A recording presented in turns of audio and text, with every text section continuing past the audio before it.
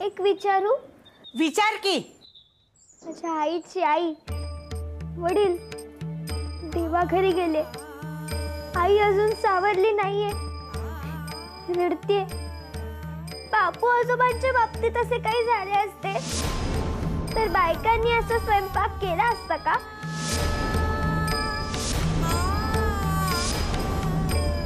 आता आईला पेज देऊ की आपण केलेली बदाम काजू आणि केशर घातलेली खीर देऊ? काय ग, कुणाला ऐकवतेस? कुणाला ऐकवतेस? थांब इकडे. आम्हाला नको ऐकव, तुझ्या बापाला आणि तुझ्या आजोबाला जाऊन ऐकव. त्या कावेरी काकू आपल्या घरात दुर्वासाचे तांडव आणि शिव्या शाप नकोयत म्हणून वातावरण हलके करतायत. पुरुषांना लागतात पंचपक्वान, आमचं नशिबी मात्र उष्टेच. जा आणि टोमणे नको मारूस. आणि ऐक, आईला ही खीरच दे आणि म्हणावे माहेरचे दुःख साजरे कर. हेच आहे आपले आयुष्य आता. चल जा.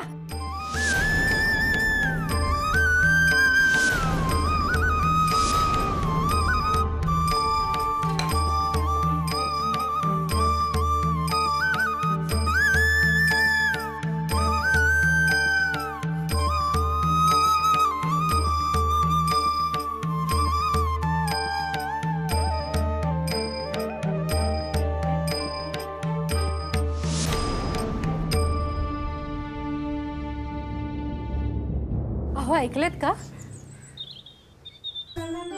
अहो मी काय म्हणते, तू नको बोलूस माझ्याशी. ईशा, हे काय असे नव्याच्या नवलाई सारखे? तुम्हाला न भेटता इतरांना भेटले म्हणून रुसलीये ना स्वारी? सारे उगाच बोल लावतात हो सदाच, जेवढ्या तेवढ्यावरून रुसतो म्हणून. लेकाने वडिलांचाच गुण घेतलाय अगदी. आता कसे? खरं सांगू का, तू नव्हतीस ना तर घराला घर पडत नव्हतं बघ. बरं बाबू कुठे आहे? अगदी भलताच पराक्रम केलाय हो त्याने. म्हणजे? गोविंदरावांनी बाबू आणि नानूसाठी स्थळ आणले होते, 2 सख्या बहिणींचे. अगदी साजेसे होते, मला तर फार आवडलेले. अरे वा, हे तर उत्तमच झाले. पण मग बापूने काय पराक्रम केला? काय बोलू. अहो पटवर्धनांच्या सुशीलेशी लग्न लावा असे म्हणाला. काय? डोकं ठिकाणावर आहे का त्याचं? येऊ दे त्याला, चांगला फटकावतो. डोक्यात येतात कुठून म्हणतो मी असले विदुर वाटे विचार. मी सुद्धा लगावली त्यास, फार बडबडले. त्यावरून रागवला होता माझ्यावर, पण मग नंतर यायला तयार झाला. बैलगाडीतही बसला होता, पण तेव्हा त्यास बजावले. पालगडला गेल्यावर हा विषय काढलास तर याद राख असे म्हटले त्यास. झाले, त्यावरून रागवला आणि तुझ्याबरोबर येत नाही असे म्हणाला. मावशीकडेच राहतो असे म्हणून उतरून निघून गेला बैलगाडीतून. ठीक आहे, येऊ दे त्याला, मी बघतो. तू आधी आवर आणि राधा वहिनींना जरा भेटून ये. बापू खूपच विचित्र वागलेत त्यांच्या बाबतीत. जरा धीर दे त्यांना.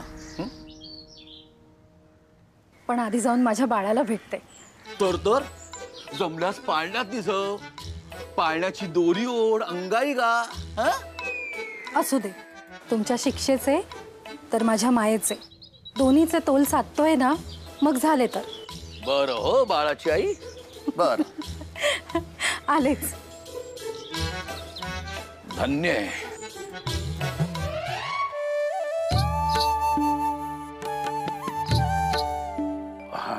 वा, आज किती वर्षाने असे जेवतोय असं वाटतंय. तृप्त झाली रसना. अरे साधी शिराळ्याची भाजी मूग डाळीत बुडली की कशी चविष्ट लागते. वर खोबऱ्याची पेरणी. वा वा वा.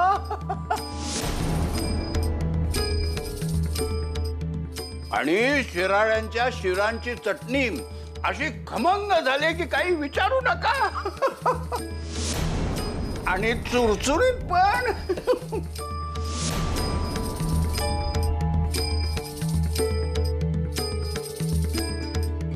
आहा, रव्याची खीर ही खीर नव्हेच, बासुंदीच ती.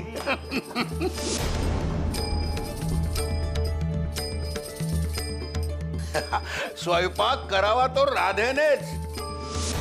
तुमचे रांधणे म्हणजे म्हशीसाठी मेजवानी. राधेच्या अंगात नाहीये त्राण. ती कसली करतीये स्वयंपाक? कावेरी काकूंनी केलाय. उमा पण होती मदतीला. तुम्ही सोडून कोणीही स्वयंपाक करू शकतो. तुमच्या हृदयातच चव नाही तर हातच कुठून येणार?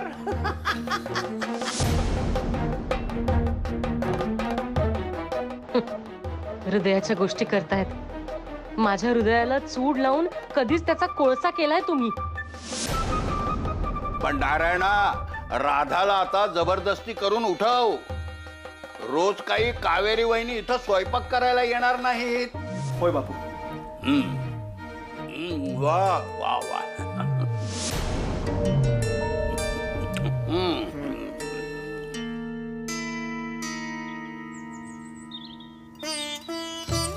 तुला आवडतात म्हणून मावशीने दिले तो डिंकाचे लाडू. घे. यशोदेसाठी ठेवशील ना? हो बाई, बायकोला दिल्याशिवाय घशाखाली घास उतरत नाहीये वाटतं. चांगले आहे हो, बरीच घट्टी झालेली दिसते. चांगलीच गट्टी झाली आमची. त्या हुशार आहेत आणि मन मिळवू सुद्धा. मुख्य म्हणजे माझ्यासारख्या लगेच चिडत नाहीत, समजुतीने घेतात. त्र्यंबक आजोबा आणि आप्पा मला तिच्यासमोर मूर्ख ठरवतात, पण त्या आहेतच हुशार. त्याला ते तरी काय करतील? पण त्यांच्या हुशारीचा तोरा नाहीये. हा, मी सुद्धा हुशार आहे, पण त्र्यंबक आजोबांना आणि आप्पांना ते कळले नसले तरी तिला मात्र कळले आहे. बाई बाई बाई बाई, अरे मला वाटले माझे बाळ मला इतक्या दिवसांनी भेटतेय तर आईबद्दल काहीतरी बोलेल, आईचे कौतुक करेल. आई तुझ्याशिवाय भूक लागत नव्हती, तुझ्याशिवाय झोप येत नव्हती, रडू येत होते. पण इथे बघते तर काय, महाशय स्वतःच्याच बायकोचे कौतुक करण्यात मग्न. छे, इतक्या दिवसांनी आई भेटल्याचे अप्रूपच नाहीये हो तुला. मी आपली तिथे आसवे गाळीत होते. सदा जेवला असेल ना, झोपला असेल ना, कुणी शिक्षा तर करीत नसेल ना, कुणी रागे तर भरीत नसेल ना. कशाची किंमत नाही. जाऊ दे, मी माझ्या बहिणीकडेच जाते. कशी? आई, काय ग लागड बोलतेस मला? तुझ्या आठवणीत मी इथे किती दिवस रडत होतो, सगळे हसत होते मला. ठाऊक आहे, सगळे कळले मला. मी तुझी थट्टा करीत होते, कळले का लाडोबा? सदा, तुझ्या सासूबाईंना भेटलास का तू? फार वाईट झाले हो त्यांच्या बाबतीत. आई वडील दोघांचे छत्र हरपले आणि शेवटची भेटही झाली नाही. मी 4 दिवस गेले तर आठवणीने रडू आले तुला. पण ज्यांची आई कायमची जाते. आई, अगं तू रडू नकोस ना, मला कसे तरी होते. नाही हो, नाही रडत मी. स्वतःचे रडू आवरायला शिकले मी. परंतु यशोदेच्या आईचे डोळे पुसायला जायला हवे तुला, समजले? समजते आहे मला, पण माझे धाडस होत नाही. पण अशा वेळी भेटावे. धीर वाटतो हो आपल्या माणसांचा. मलाही भेटायचंच आहे राधा वहिनींना. तू चल माझ्या बरोबर. हो, मी माधुला धान्याची पोती बैलगाडीत ठेवायला सांगतो आणि येतो. बरे.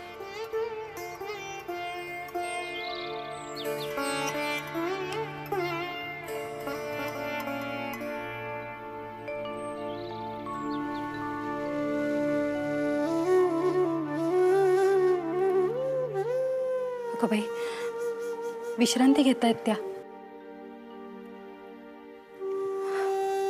असू देत हो, मी बयोला जाऊन भेटून येते. आज पाटलाच्या सोनपूर गावाबद्दल गोऱ्या साहेबाला सांगितले. पण त्यांनी काही किंमत दिली नाही. आपले लोक गाव सोडून जात आहेत, हाय खातायत, ही गोष्ट काही योग्य नाही. अरे काही झालं तरी आपले शेजारी आहेत ते. आता तू आणि शंकर परचुऱ्यांनी आपले गाव छान हिरवे राखले ते खरे. मूळ डोके बल्लाळ परचुऱ्यांचे, पण शंकरही चांगला पारंगत झाला आणि तूही चांगले शिकून घेतलेस. तुमच्या सूचना आणि उपाययोजनामुळे आपल्या गावात पाण्याचे दुर्भिक्ष कधीही झाले नाही. म्हणणे काय तुमचे? माझे म्हणणे इतकेच की पाण्याचे उत्तम नियोजन कसे करावे याविषयी तू पाटील आणि त्या गावातल्या इतर रहिवाशांशी चर्चा करावी. शंकरलाही बरोबर घ्यावे लागेल. आता शंकर तसा कठीण माणूस, पण या बाबतीत हुशारच आहे, त्यामुळे त्याचे पाय धरावेच लागतील. आता बयोनं विचारलेला प्रश्न अगदी योग्य होता. अरे आपण शेतसारा घेतोय तर आपण लोकांना मदतही करायला हवीच. नाही, ते आपले काम नाही. ते राज्य करणाऱ्या गोऱ्या साहेबांनी पाहावयाचे. आपले काम सारा वसुली करणे आणि तो शेतसारा गोऱ्या साहेबांच्या कचेरीत नेऊन भरणे. आणि आपल्याच्याने वसुली नाही झाली तर आपल्या पदरचे पैसे घालून हिशोब पूर्ण करणे.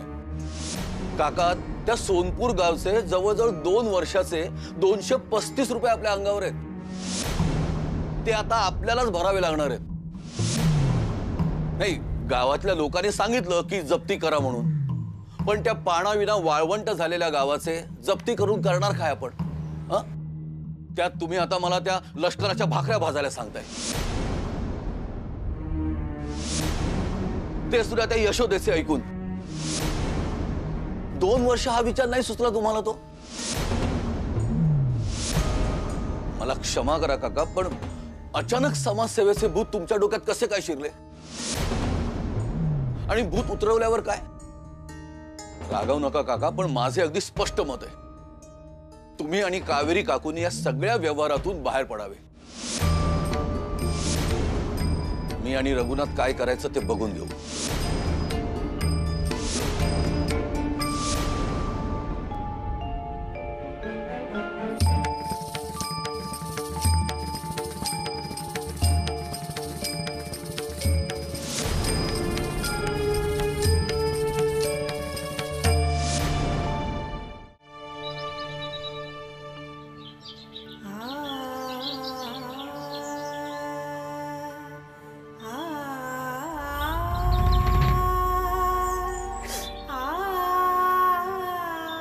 राधाबाईंनी अगदीच खचल्यात हो यशोदे. भेटीची आस लागून राहिली त्यांना. ती सल जन्मभर नाही मिटायची. आई बाप हरपणं म्हणजे काय हे शब्दात नाही सांगता येत. जास्त त्यासच कळते. या अथांग जगात दुरून देखील त्यांच्या आधाराने जगत असतो आपण. हे गेल्यावर लक्षात येते. पण पोरके झालो आता. ही भावना एकदम छातीवर येऊन आदळते आपल्या.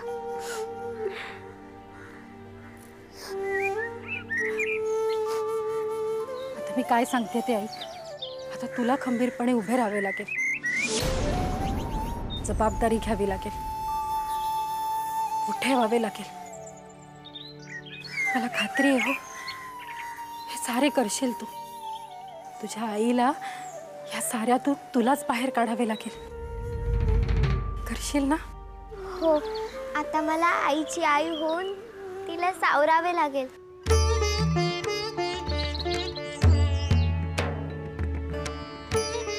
आलेच मी. आईला काढा देऊन येते.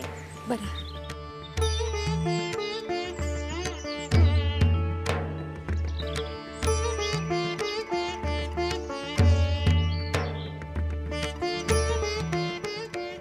आई, सासूबाईंची अवस्था बघवली नाही ग मला.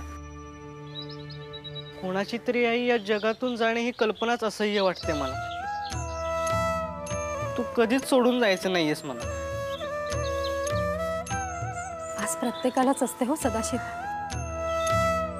पण आलेला जीव जायचाच कधीतरी. पण या दुःखाने जर घरातली करती बाई खचली तर घराचे वासेच हलतात. बाईच घर तोलून धरत असते हे अशा वेळी लक्षात येते. सारे घर विस्कटते घरातली बाई आजारी पडली तर. आणि मग जबाबदारी लहान मुलांवर येते.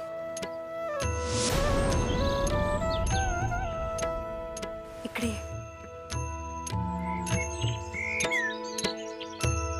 घे आई, काढा पिऊन घे म्हणजे तुला बरे वाटेल.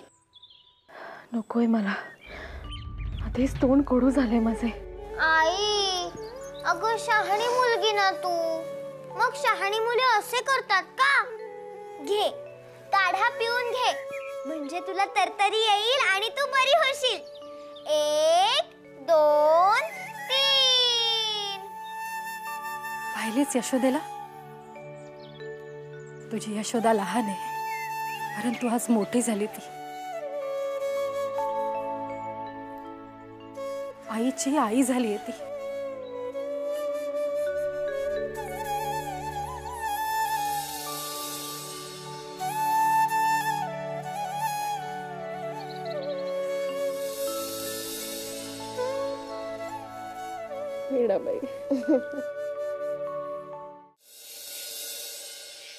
राधाबाईंनी अगदीच अंथरुणावर आहे. फार मोठा आघात झालाय हो तिच्यावर. हो, कळले मला त्यांच्या आई वडिलांबद्दल. आणि बापूंना आईच्या हातचा स्वयंपाक आवडत नाही म्हणून आज मी, कावेरी आजी आणि बयोने केला स्वयंपाक. पण रोज त्या कशा येणार? आता मलाच जावे लागेल. अडचणींची ही माळ काही संपतच नाहीये. मलाच समजत नाहीये काय करावे ते. जोगांनी माझ्या आईला मदत केल्यापासून मला काही निर्णय घेता येत नाही. आपण इथेच राहिलो आहोत इकडचे प्रश्न सोडवत, आणि आता तुझ्या माहेरचे. बयो बयो, अगं तू इथे काय करतेस? आणि या वेळेला सगळे नीट आहे ना? आणि एकटीच आलीस का? नाही, जनार्दन मामाही आलाय, त्याच्यासोबतच आले मी. मला बाळकृष्ण दादाशी बोलायचे होते. बोल. दादा, मी सोनपूरला गेले होते, मल्हारराव पाटीलांकडे वसुलीला.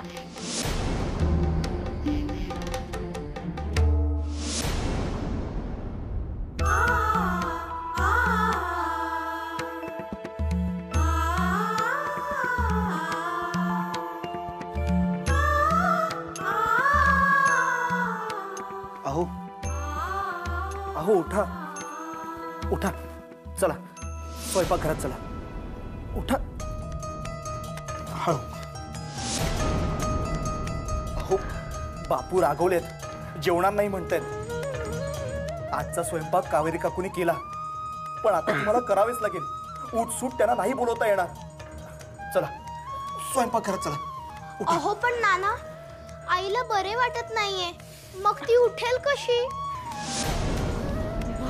अगो पण आई. महादेवा, तुला सुद्धा गणपत सारखा मार हवाय का? बयोनी माझी माफी मागितली म्हणून तुम्हाला सूट दिली, पण अति करू नका. चल, मला मदत कर. आपण आईला स्वयंपाकघरात घेऊन जाऊ. ती करेल हळूहळू. तिथे गेल्यावर तिलाही बरे वाटेल. चल.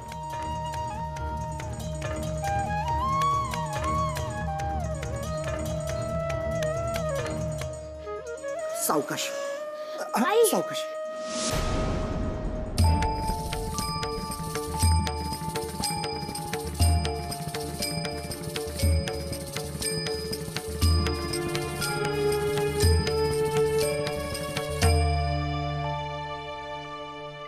कळले मला सोनपूरची परिस्थिती काय आहे ते, पण मी काय करू? तू मला का सांगतेस? दादा, तुला देश सेवा करायची असे तू सांगतोस ना? तू रागावू नको, पण कितीतरी दिवस मी बघते तू इथे स्वयंपाक करायचे काम करत बसलायस. मला माहितीये तू हे सगळे उमा आतेसाठी करतोयस, पण माझ्या मोठ्या आजीने सांगितलेली एक गोष्ट आठवली मला. कोणती? आपण आपले ध्येय कधी चुकवता कामा नये. त्यामुळे तू ध्येय सोडू नकोस. संधी आली आहे सोनपूर गावाचा प्रश्न सोडवण्याची. आमच्या आहोंना मदत करशील का तू ह्यात? त्यांनाही काही चांगले लोकांच्या उपयोगाचे काम करायचे. खूप अडचणीत आहेत सोनपूर गावातली माणसे.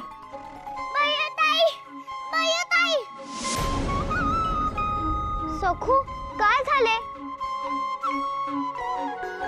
अगो सखू, काय झाले? तू इथे कशी आलीस? नाना आईला ओरडत स्वयंपाक घरात घेऊन गेलेत.